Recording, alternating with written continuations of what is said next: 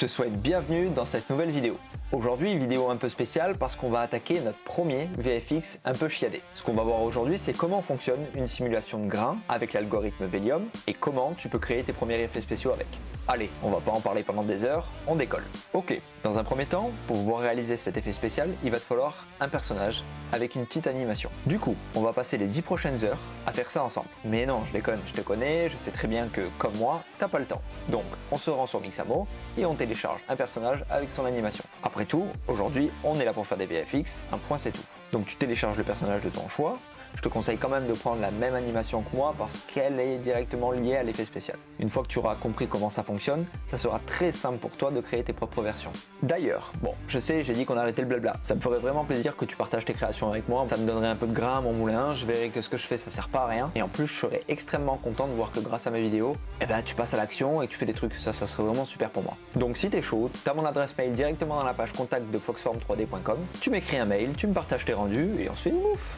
Ah oui, aussi, inscris-toi à la newsletter, il y a un cadeau de prévu pour clôturer cette merveilleuse année 2022. Bon, cette fois-ci c'est la bonne, assez blablaté, place au VFX. Comme je te le disais tout à l'heure, maintenant que tu as téléchargé ton personnage, son animation et que tu l'as bien mis au chaud dans ton dossier projet, on va pouvoir l'importer directement dans Houdini. Pour ça, dans le contexte objet, on commence par créer un node file. On rentre à l'intérieur et on place le node nommé FBX caractère import. Dans cette cellule, on vient chercher notre personnage, chaudement téléchargé, et on met le flag bleu dessus. Comme tu peux le voir, notre personnage a décidé de se prendre pour Jésus, et ceci est totalement normal. Cette posture s'appelle communément la T-pose. Si tu bouges la timeline, tu constates que le perso n'a aucune animation, contrairement à ce que tu viens de télécharger. Pour l'activer, il faut que tu places en dessous le node Bone Deform. C'est grâce à ce node que la structure osseuse va reconnaître l'animation et se mettre en mouvement. Maintenant que notre personnage a bien pris vie, on va pouvoir passer à la partie mise en place FX. Notre premier objectif va être de transformer notre personnage en sable et de lui transférer l'animation. On va déjà commencer par transformer notre personnage en sable. Pour ça, je vais récupérer la typose du personnage et je vais le transformer en VDB. L'acronyme VDB veut dire Volume Database. Avec le node VDB from Polygon, comme son nom l'indique, on peut transformer notre mesh en un volume. Dans notre cas, ça va nous permettre d'éviter les trous dans la géométrie et de fusionner le personnage en une seule pièce, contrairement à l'origine qui, elle, est composée de plusieurs parties. Le paramètre voxel size, c'est ce qui va te permettre de donner plus de résolution à ton VDB. Plus la taille d'un voxel est petit, plus il devra y en avoir pour compléter ton volume. En définitif, plus il y a de voxels, plus tu auras de résolution. Fais bien attention à ce paramètre parce que tu peux vite faire planter le logiciel ainsi que ton PC. C'est du vécu. En dessous de ce node, je place un convert VDB. Je mets le mode sur polygone et le tour est joué. Prochaine étape, transformer cette mèche en milliers de grains de sable. Depuis Houdini 17, il y a un node qui nous permet de le faire rapidement et ce node s'appelle Velium Constraint Grain. Ici, même logique qu'avec le VDB, sauf que là, on parle de particle size. En tâche de fond, c'est exactement la même logique. Les points sont créés à partir d'un volume et ont pour mission de remplir la géométrie dans son ensemble. Pareil, sois prudent, ne pousse pas cette valeur trop basse. Pour maximiser l'optimisation, tu peux très bien copier le paramètre du VDB et le coller en relative référence sur les particules size.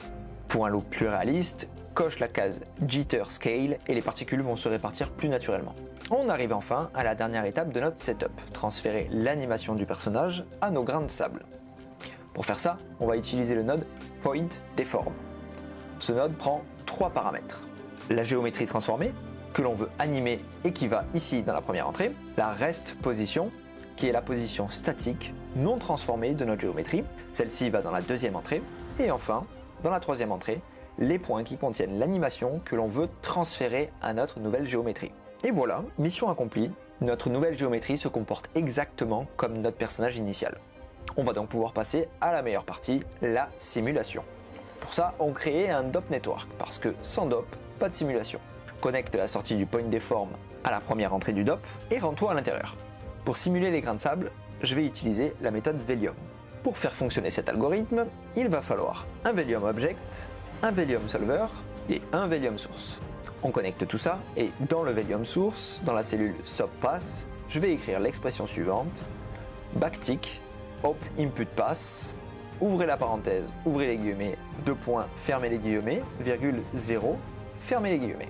Et je referme avec un backtick. Pour faire un backtick, CTRL ALT plus le chiffre 7, tu le fais 2 fois pour en avoir 1. Bon alors, qu'est-ce qu'elle nous dit cette expression? La fonction OpInputPass me permet de récupérer les liens connectés dans les entrées de mon DOP sous forme de nombre entier. Comme tu peux le voir, il y a une petite subtilité qui est que le décompte dans Houdini ne commence jamais à 1, mais toujours à 0. La deuxième entrée a donc le chiffre 1, la troisième entrée a le chiffre 2, et la quatrième entrée a le chiffre 3. De retour dans le DOP, on copie-colle l'expression qu'on vient de taper dans le target pass. On rajoute un ground plane pour que nos grains de sable ne tombent pas dans l'infini, et on lance la simulation. Bon, premier point, notre simulation fonctionne. Pas exactement comme on veut, mais au moins les grains de sable interagissent entre eux.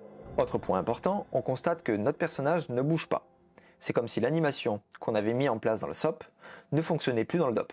En réalité, il manque à Velium quelques paramètres qui vont lui permettre de comprendre qu'il doit utiliser dans sa simulation l'animation du personnage. Avant de lui fournir ce dont il a besoin, je vais juste rajouter une gravité avec un pop force et mettre comme valeur moins 9,8 sur l'axe Y. Je rajoute également une caméra et une ambiance lumineuse pour que ce soit un peu plus plaisant à l'œil. Voilà qui est mieux.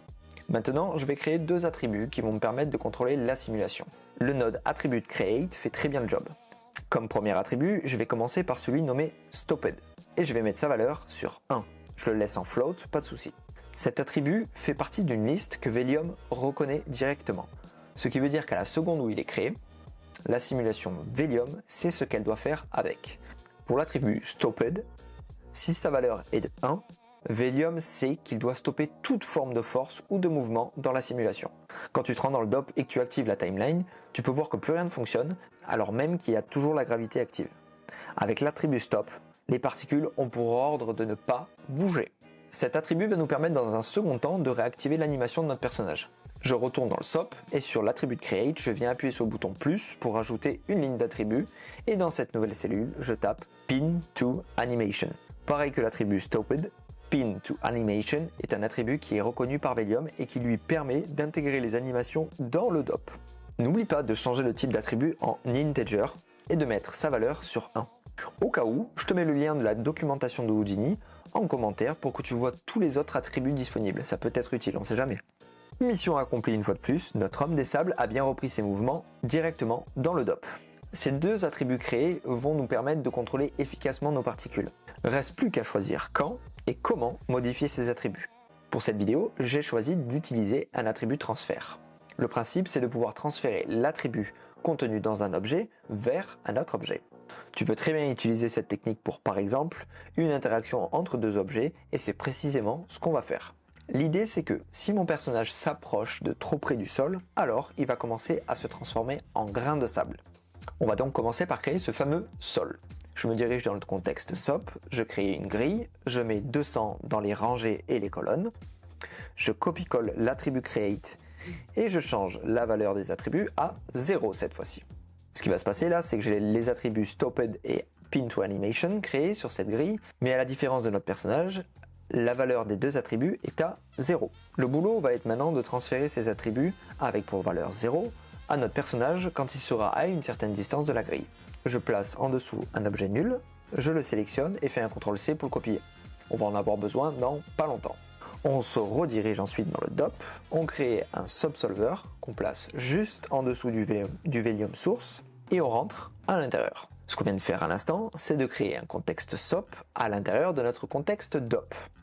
La question c'est pourquoi on a fait ça? La première raison, c'est que le node qu'on recherche, et qui s'appelle attribut transfert, n'existe pas dans le contexte DOP. Il n'est disponible qu'en SOP. La deuxième raison, c'est qu'il faut que notre transfert d'attribut puisse se mettre à jour en temps réel dans la simulation. Le subsolver est précisément fait pour ça. C'est d'ici qu'on va importer la grille dans notre simulation. Créez donc un object merge et colle le nul de la grille qu'on vient de copier il y a quelques instants. Comme tu peux le voir, si je mets le flag sur l'object merge, la grille a bien été importée dans notre DOP avec ses attributs pour valeur 0. Vu que j'ai pas envie de déclencher la simulation pendant que je mets en place le transfert d'attributs, je vais copier le node object merge, je vais remonter dans le contexte SOP et je copie le point deform qui est la base du personnage avant d'entrer dans la simulation. et je vais le coller directement dans l'Object Merge. De cette manière, tu vas gagner un temps fou pour contrôler ton effet. Sinon, à chaque modification, tu vas devoir relancer la simulation, attendre que le personnage arrive à proximité et ça va être un enfer, voire même impossible. C'est maintenant que vient l'attribut de transfert. Dans le premier slot, tu places le personnage animé et dans le deuxième slot, la grille. Direction les paramètres du node, tu cliques sur la petite flèche juste ici pour sélectionner les deux attributs. Direction ensuite dans Conditions et tu réduis la distance threshold jusqu'à 0,81 si tu as choisi la même animation que moi. Et voilà, le tour est joué. Quand le personnage arrive à une certaine distance du sol, les deux attributs vont avoir pour valeur 0, en tout cas pour les parties qui sont infectées par l'attribut de transfert, ce qui va permettre à la simulation de faire son job, et son corps va se désintégrer en des milliers de particules de sable. Pour ce qui est du look des particules maintenant, comme tu peux le voir là, elles s'étendent dans tous les sens et c'est pas super. Dans un premier temps, tu peux placer un pop drag en dessous de ton pop force, ça va permettre aux particules de ne pas filer trop vite. Dans un second temps, je te partage les propriétés qui fonctionnent bien pour moi, mais libre à toi de jouer avec les paramètres. Dirige-toi sur Velium Solver et dans Substep, mets 7, Velocity Damping, mets 0,01. Pour ce qui est de la friction, mets le Static Threshold à 0,55 et le Dynamic Scale à 0,15. Dirige-toi ensuite dans le panneau Advance, puis sur Grain Collision. Mets la répulsion sur 1000, la traction Weight à 1 et la traction à 20.